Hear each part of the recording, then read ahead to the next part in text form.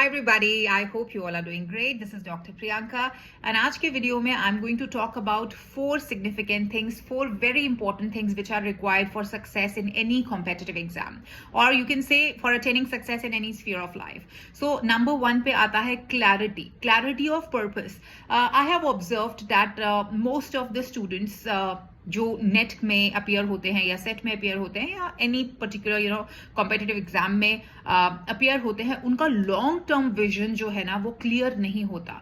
Like I have seen net में अगर students जो है वो अटेम्प्ट कर रहे हैं पेपर, तो उनके आधे मन में तो यही होता है जॉब मिलेगी या जॉब नहीं मिलेगी, क्या इसका कोई फायदा होने वाला है या नहीं फायदा होने वाला, JRF करके क्या होगा. कई नेट में अपियर हो रहे हैं लेकिन उनको यही नहीं पता कि नेट का पर्पस क्या है. कईयों को यही नहीं पता कि नेट और JRF एक ही एग्जाम है. कईयों को यही नहीं पता कि नेट और JRF के अंदर फर्क क्या होता है, नेट और सेट के अंदर फर्क क्या होता है. आजकल तो मैंने ये भी देखा है कि CUET में जो चेंजेस आए हैं, CUET PhD एग्जाम है, PG कोर्स क्या एग्जाम्स होते हैं, UG कोर्सेज है, इनके बीच में ही उनको क्लैरिटी नहीं है. तो this is a red flag.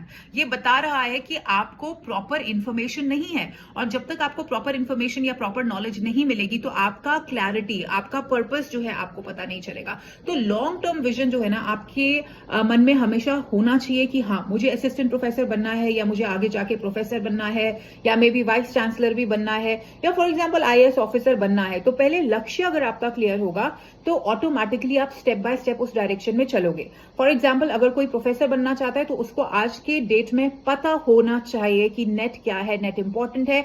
और इसी से आपकी लाइफ में आता है point number 2 which is focus. एक बार आप क्लियर हो गए कि हाँ मुझे प्रोफेसर बनना है, तो उसके लिए क्या करना होगा, मुझे नेट क्रैक करना होगा, या मुझे PhD करनी है स्कॉलरशिप के ऊपर, आगे जाके मैं प्रोफेसर बनूंगी तो मुझे JRF क्रैक करना है. तो दिस इज वेर यू से फोकस. तो जब आप फोकस कर रहे हो एक पर्टिकुलर चीज पे तो बाकी की जो चीजें हैं उसमें आप अटेम्प्ट नहीं करोगे, राइट.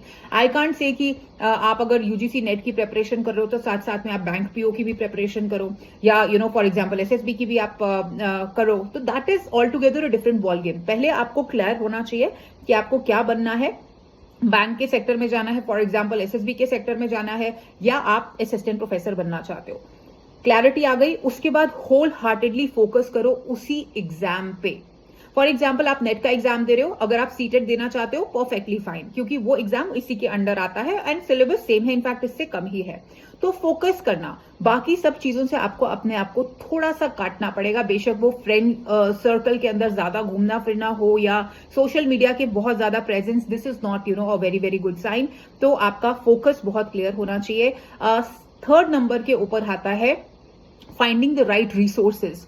अगर आप नेट की प्रेपरेशन कर रहे हो तो आपके पास सही किताबें होनी चाहिए. वेरी इंपॉर्टेंटली आपके पास गाइड यानी आपका कोच या मेंटोर या टीचर जो है वो परफेक्ट होना चाहिए.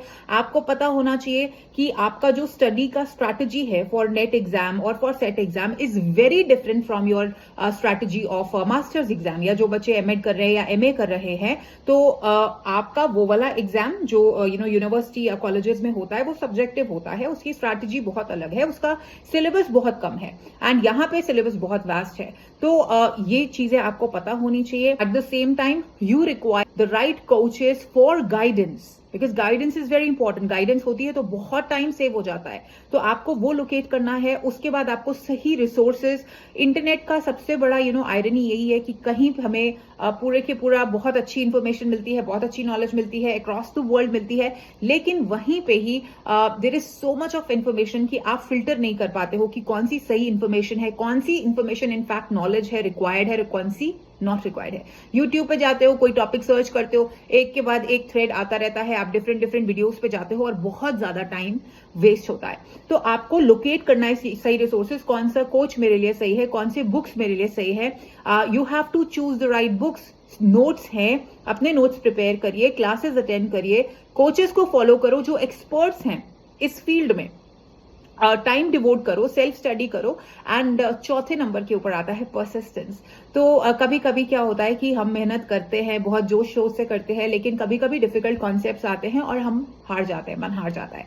या अगर क्विज हो रही है, फॉर एग्जांपल मैराथन हो रहा है या मॉक टेस्ट हो रहा है और आपका जो रिजल्ट्स हैं वो लीडर बोर्ड के ऊपर शो होते हैं, तो या आप खुद ही अटेम्प्ट कर रहे हो पेपर अपने आप से और आपको लगता है कि रॉन्ग आंसर्स बहुत हो रहे हैं, तो हम डिमोटिवेट हो जाते हैं. कभी कभी पढ़ते पढ़ते सैचुरेशन पॉइंट भी आ जाता है. तो एक दिन का ब्रेक लो, but not more than that. And लगे रहो. परसिस्टेंस जो है, डिसिप्लिन जो है, वही लॉन्ग टर्म में आपको सक्सेस दिलाता है. आप जितनी मर्जी किताबें पढ़ लो, from Elon Musk to Tata, Ratan Tata ji और एनीबॉडी, एपीजे कलाम, सबकी किताबें आप पढ़ो. Persistence is very very important. तो आप ये 4 चीजें कर लीजिए, सक्सेस गारंटीड है with the grace of almighty. Yes, students, so that was it from my side. I hope this video is going to help you. Take care. See you all very soon.